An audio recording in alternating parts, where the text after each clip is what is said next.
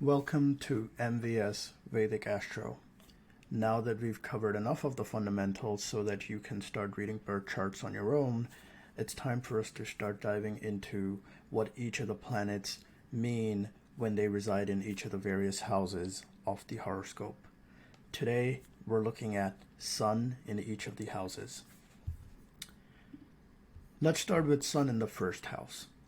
The first house represents our character, our personality. So, Sun in the first house kind of represents that the individuals with Sun in the first house are very charismatic individuals. They also have a lot of ego, but they generally want the best for others. Um, they are also very punctual individuals. So, if you have someone in your life that's always on time, every time, they might have some influence of Sun in the first house. Either Sun is in the first house or aspecting the first house. Um, One of the other traits may be that these individuals tend to look similar to their father. Their appearance may be like their father, and they may over time also lose hair. Moving on to Sun in the second house. Sun in the second house is very family oriented. They take on the responsibilities of their family and they will always fulfill those responsibilities. Um, they do speak very authoritatively. So these people seem to have a very authoritative tone. They may also have some potential mark or scar on their face, and may experience some issues with their right eye or teeth during the course of their life. Sun in the third house. Sun in the third house helps the person achieve a lot of fame based on their own diligence and efforts in life.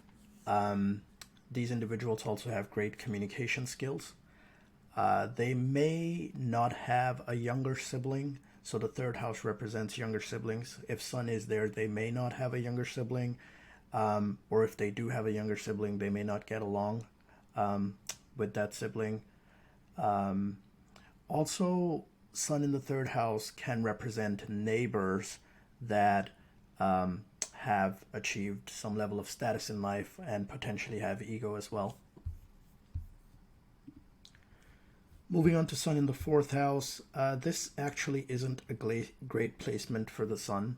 Um, these individuals are pretty much born at midnight, and at that point, Sun isn't illuminated, so it's not an overall good placement for Sun.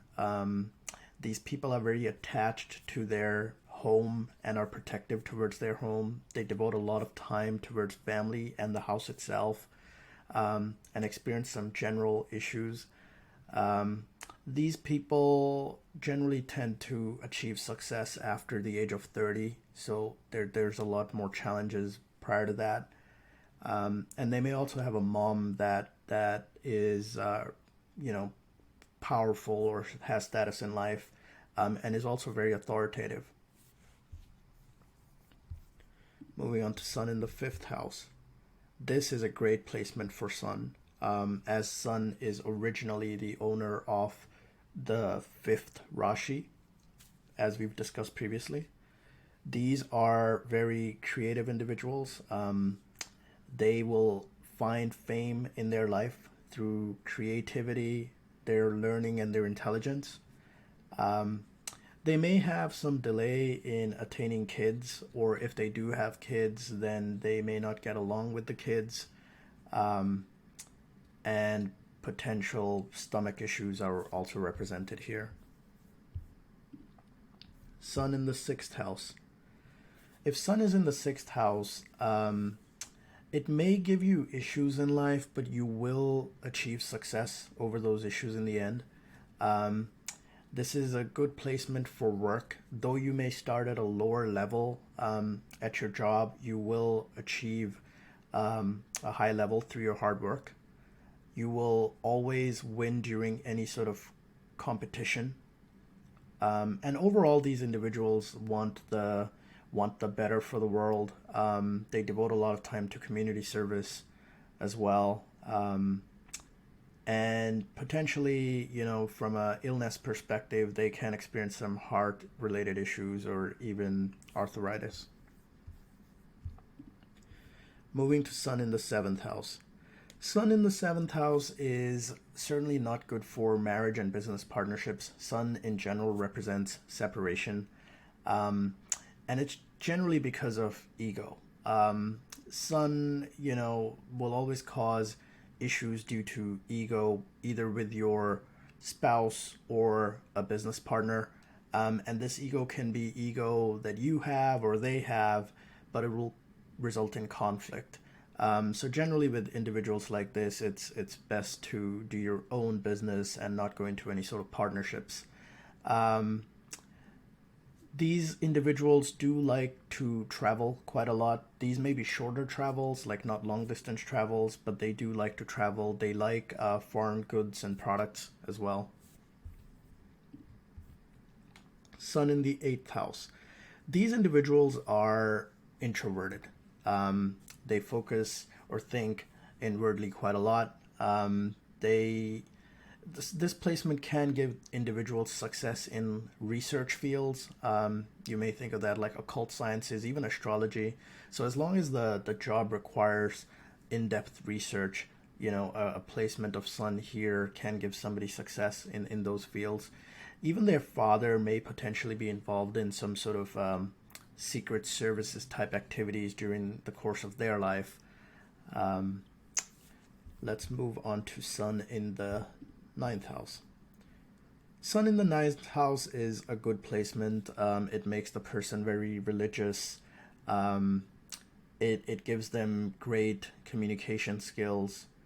Their and leadership skills as well. So these individuals can communicate well. They have leadership skills. They're also very lucky in life. Um, their father may be a successful figure in their life. The father's achieved some level of success during the course of their own life. Though there may be some issues with the father, either this person doesn't get along with their father, or you know somehow lives away from their father in their life. So there is that. These people also are, they have almost like future vision. They can think more long term. So they have that skill. Moving on to Sun in the 10th house. Sun in the 10th house is another good placement for Sun. These individuals are very ambitious. They actually tend to achieve a lot of success in politics or any government related jobs. So if an individual with Sun in the 10th house um, sort of goes for those kind of fields in politics or government related jobs, they tend to see success there. Um, their father may have some involvement in their profession as well. So they may be, either they're working with their dad, or the father is, like a coach to them, etc. But father will certainly be staying close to their profession. And these individuals will gain respect and success in the world, especially if that Sun is placed well and is not afflicted by any other malefic planets. Moving on to Sun in the 11th house.